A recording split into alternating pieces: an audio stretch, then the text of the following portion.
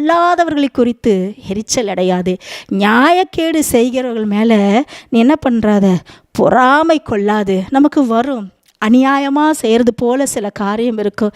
நம்ம செய்யாத தப்புக்கு நம்மளை தண்டிக்கப்படுறோமே அப்படின்னு நம்ம அவங்க மேலே அவங்களுக்கு பழிக்கு பழி ஏதாவது செஞ்சிடணும்னு தோணும். ஆனாலும் நம்ம இந்த வாசித்த இந்த வசனத்தில் ஆண்டவர் தெளிவாக சொல்கிறாரு, அவங்க புல்லை போல சீக்கிரமாய் அறுப்புண்டு பசும் பூண்டை போல் வாடி போயிடுவாங்களாம்.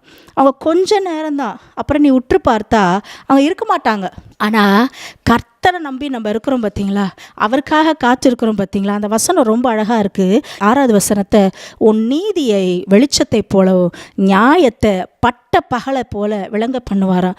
நீ நியாயமாக இருக்கிற, நீதியாக இருக்கிறது ஆண்டவருக்கு நல்லா தெரியும். பட்ட பகலுடைய வெளிச்சம் எப்படி இருக்குது, அது மாதிரி உன்னை குறித்து நீ ஒரு குற்றவாளி அல்ல, நீ ஒரு நிரபராதி, என்னுடைய நாமத்துக்காக இவ்வளோ பாடுபட்ட, நீ எந்த தவறும் செய்யலைன்னு எல்லா ஜனங்களும் அறியும்படி ஆண்டவர் உங்களை மாற்றுவார்.